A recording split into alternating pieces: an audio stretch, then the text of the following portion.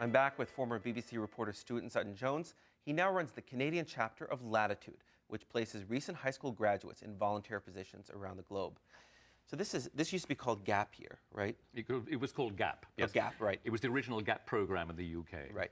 And this has been around for almost four decades, right? Yes, just about 38 years. So explain how it works. You're graduating high school. You have the choice of going to university or vocational school or getting a job, or this, right? Right.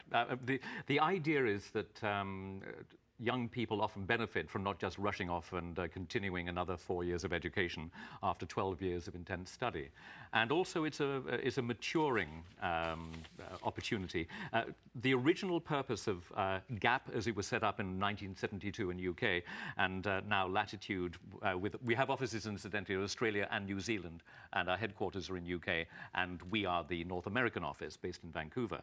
But the original purpose was to develop global citizens, and this was before it became a sort of sexy buzz phrase. The idea being that people from the developed world would be able to travel and become embedded in communities all around the world. For example, Brits could go to New Zealand, New Zealanders could come to Canada, or they could go to 16 other developing countries, where they become part of the community for a period of months. Our shortest placement is 4.5 months in Vietnam. Our longest, the average is 6 months in almost every country, but you can also stay 11 months in Australia, New Zealand, and UK, Ireland. The reason being that during that time, people take on responsibilities, they become more mature, they're members of staff of various institutions, usually educational of some sort, and they change massively over that time.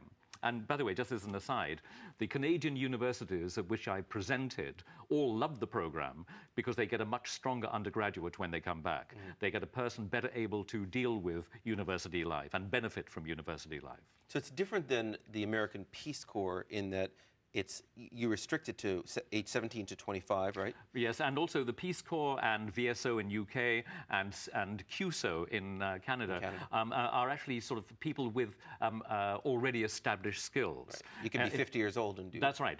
The people who we recruit are out of high school or they're already doing some post-secondary work up to the age of 25. The reason being that we want them to have the experience of international travel, we want them to have the opportunity of growth and development and maturation, and also that they have the opportunity to realize that it isn't just us and other people out there in other countries who are strange, but actually to see that the commonality of humanity is absolute. There are more similarities between people in societies around the world than there are differences. Sometimes the differences are magnified by politics, but it would be a much healthier world if people traveled more, were more familiar with otherwise strange people. Do any of these volunteers go to places like Zimbabwe, to dangerous places? No, as a matter of common sense, we don't send them to places which is riskier, where there are civil wars. But we do send them to some challenging environments. I mean, Ghana, we were talking... Give me an example. Ghana is one. It's a wonderful country, but it is a developing country. As I put it in a slightly jocular way to the volunteers I recruit, you may get malaria, but nobody's going to kill you. It is a developing country. The water doesn't always run. That's a great sales pitch. The water doesn't run. The electricity doesn't always come either, but it is a warm, welcoming country which is socially non-aggressive. People come out of clubs happy, drunk but happy. It isn't like, as it may be, for example, in downtown Vancouver, where you may feel that there's going to be some sort of aggression. There's no gun culture, as there is clearly in the Lower Mainland, which is just, how many murders were there last year in the Lower Mainland, gang-related? There's nothing like that in Ghana. So they go to challenging places, but which are safe.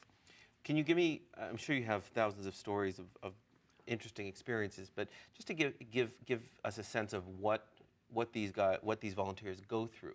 Can you give me one example of? You don't have to name a name, but give me a story, a recent story. Well, one of my favourite placements, which I am strong to promote, is in northern India, is up in the Himalaya, where our volunteers teach young Tibetan monks how to read and write English. And these monks can be 8 years old or up to 22 years old. It's in the Spiti Valley? Or? No, it's up in Dharamsala, the headquarters of the Dalai Lama. Mm. So it's the, if you want to call it the Tibetan culture in government in exile, it's a completely Tibetan culture, and it's Buddhist and Pacific. Our volunteers live in monasteries, and they have to fit in with the religious observance of. So you may plan a lesson with your students, and then something will happen, and then they'll go off. I heard recently that in one of our placements, the monastery decided to sort of uproot itself and go to another monastery. I'm sure not on a whim, but what appeared from outside to be a whim, leaving our volunteers with nothing to do. We didn't know anything about it. So it can be as interesting and as random as that. But as I put it to my volunteers, look at the difference. If you're in Canada and you want to go somewhere interesting and exotic, you could be 6,000 feet up in the Himalaya for 6 months, living in a monastery, teaching English to young Tibetan monks. That is a world away and a wonderful learning opportunity for anybody in Canada. Well, I want to ask you about international reporting. In the interest of full disclosure, you work with me on the advisory board of our international reporting program at University of British Columbia. So I know that you've done a lot of thinking about it, although you don't work in that field anymore. But having been on all these different sides, as a reporter covering the world, on the NGO side being covered, and just as a consumer of news, has being on this side of it, particularly on the NGO side, given you some insight into how the world is covered by reporters, both good and bad? To be honest, I think that the quality and integrity of international reporting as a generality through the major broadcasts around the world is going steeply downhill. Money is not being put into foreign bureau. People are not being paid to actually live in the countries in which they are studying or getting the stories from. It's more done on a shoestring from home office, where people are sent to places only for a few days. They come back with a story that in many times has been pre-digested or preordained. They're not open to the realities on the ground, which might actually affect their understanding of a story.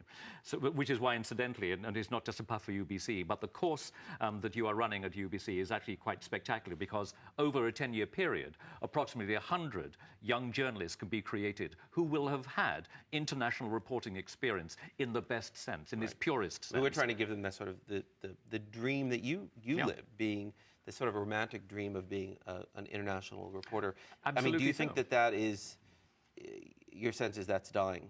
Well, it's a matter of economics.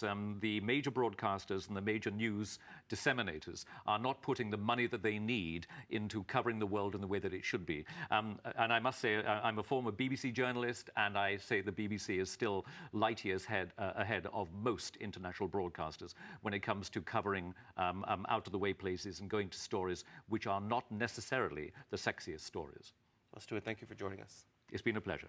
You can find out more about Latitude Global Volunteering by visiting their website, latitudecanada.org. More of The Standard in a moment.